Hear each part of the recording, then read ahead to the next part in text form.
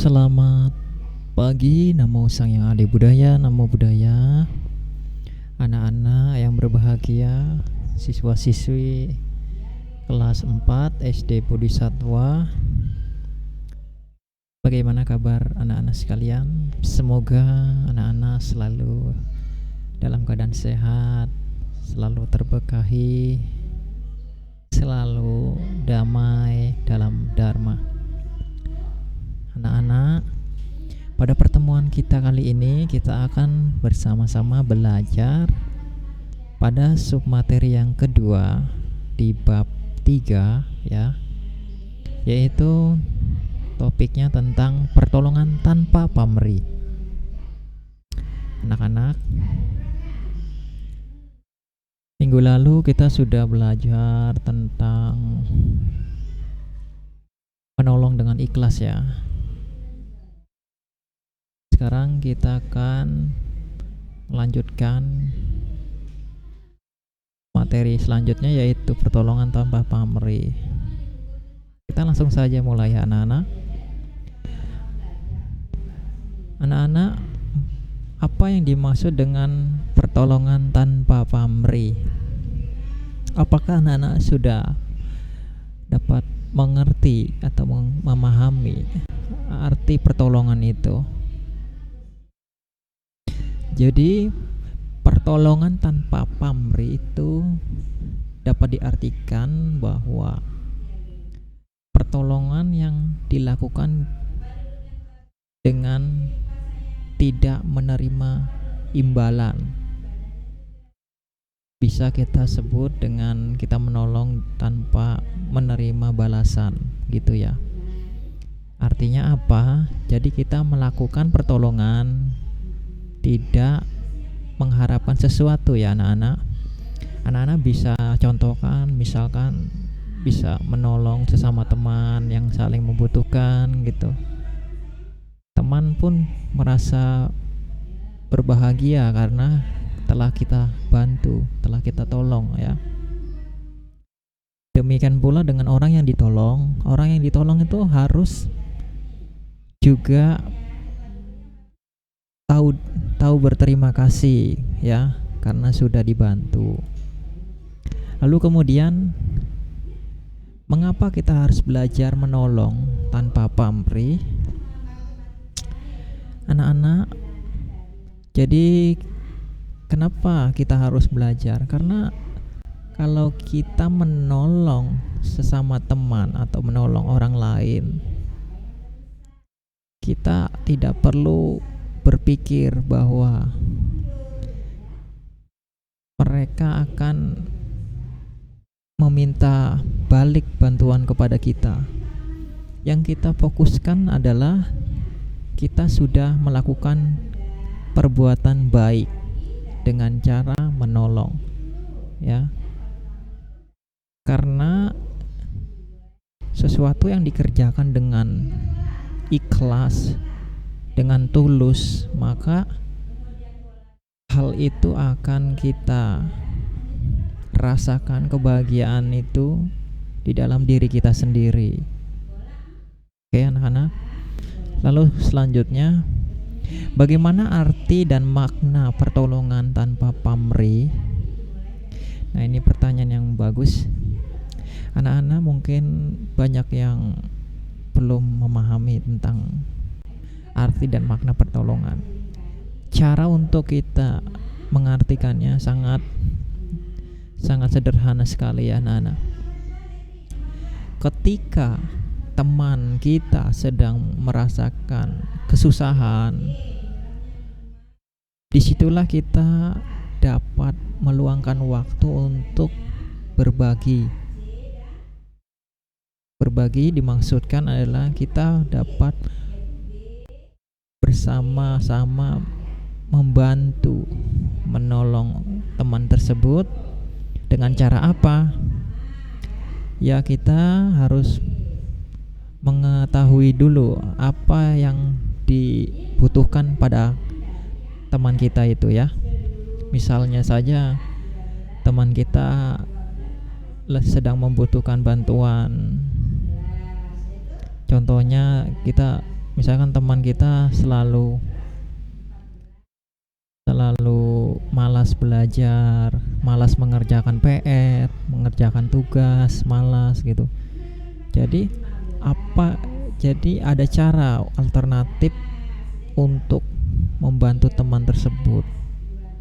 Ya caranya bisa saja misalkan kita datangin ke rumahnya, kita belajar bareng, kita bersama-sama untuk sukses bareng. Itu adalah suatu pertolongan juga.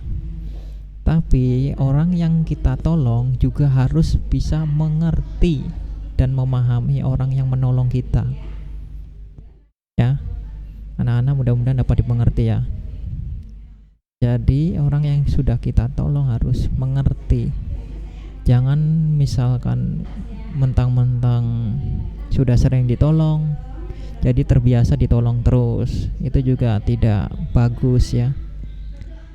Jadi saling mengerti. Kalau misalkan teman yang sudah menolong kita ada kesusahan, jadi perlu bantuan, kita bisa timbal baliknya di situ. Kita menolong gantian, menolong teman kita itu. Supaya apa? Supaya kita bersama-sama merasakan manfaat dari pertolongan tanpa pamrih ya. Oke anak-anak, kita lanjut aja. Jadi dalam submateri kita ini diceritakan pada zaman dahulu kala ya, ada seorang kisah pangeran. Jadi saya akan menceritakan dahulu. Dahulu ada sebuah kisah Sutasoma ya, yaitu kisah tentang pertolongan bodhisatwa. Pada suatu ketika, bodhisatwa dilahirkan kembali sebagai pangeran Sutasoma, putra dari Raja Hastinapura, Prabu Mahaketu. Saat dewasa, Sutasoma sangat rajin beribadah dan cinta agama Buddha. Dia tidak senang akan dinikahkan dan dinubuatkan menjadi raja.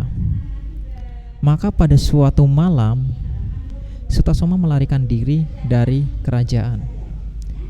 Hal ini menimbulkan huru-hara di istana. Raja beserta permaisuri sangat sedih. Setibanya di hutan, pangeran bersemayam dalam sebuah kuil. Saat itu datang Dewi Widyukarali yang bersabda bahwa sembahyang sang pangeran telah diterima dan dikabulkan. Kemudian pangeran mendaki pegunungan Himalaya diantar oleh beberapa orang pandeta. Sesampainya di sebuah pertapaan, pangeran mendengarkan riwayat cerita seorang raja. Raja ini adalah reinkarnasi seorang raksasa yang senang memakan manusia.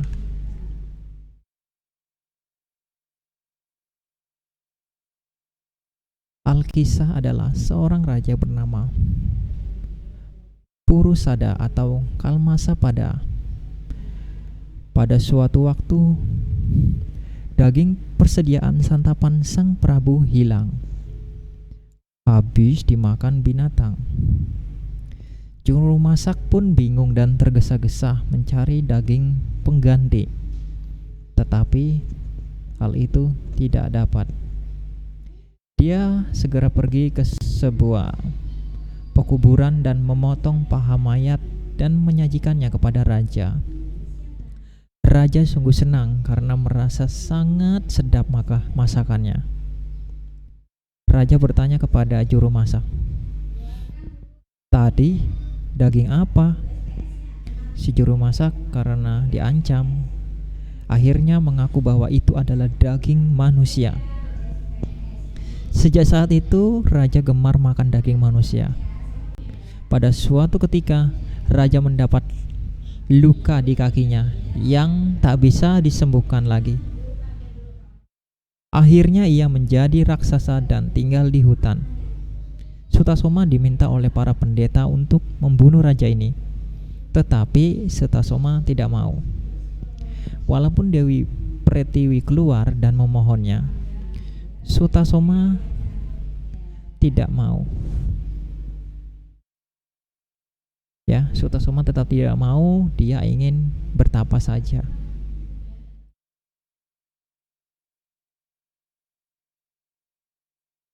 Di perjalanan, Sutasoma berjumpa dengan seorang raksasa ganas berkepala gajah yang memangsa manusia. Sutasoma hendak dijadikan mangsanya. Sutasoma melawan dan si raja terjatuh di tanah tertimpa Sutasoma. Terasa seakan-akan tertimpa gunung. Si raksasa menyerah. Dia mendapat khotbah dari Sutasoma tentang agama Buddha. Dalam ajaran Buddha, diajarkan bahwa orang tidak boleh membunuh sesama makhluk hidup. Akhirnya si raksasa menjadi muridnya. Pangeran berjalan lagi dan bertemu dengan seekor naga. Naga ini dikalahkannya dan menjadi muridnya. Akhirnya sang pangeran menjumpai seekor harimau betina yang lapar. Harimau ini akan memangsa anaknya sendiri. Hal ini dicegah oleh Sutasoma dan diberinya alasan-alasan. Sang harimau tetap saja bersikeras. Akhirnya Sutasoma menawarkan dirinya untuk dimakan. Sutasoma akhirnya diterkam dan dihisap darahnya. Sungguh segar dan nikmat rasanya. Setelah itu, si harimau betina sadar akan perbuatan buruknya. Dia pun menangis menyesal. Kemudian datanglah Dewa Indra dan Sutasoma dihidupkan kembali. Lalu harimau itu menjadi pengikutnya pula. Raja Purusada, sang reinkarnasi raksasa yang sedang sakit kakinya, sudah mengumpulkan 100 raja untuk dipersembahkan kepada Batara Kala. Akan tetapi, Batara Kala tidak mau memakan mereka.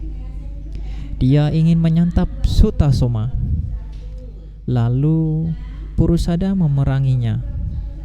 Karena Sutasoma tidak melawan, beliau berhasil ditangkap. Setelah itu, beliau dipersembahkan kepada Batara Kala. Sutasoma pun bersedia dimakan asal ke 100 raja. Itu semua dilepaskan. Purusada menjadi terharu mendengarkannya. Dia pun bertobat. Semua raja dilepaskan. Oke anak-anak, demikian materi yang dapat saya sampaikan pada pertemuan kita kali ini tentang pertolongan tanpa pamrih ya. Anak-anak, apabila dalam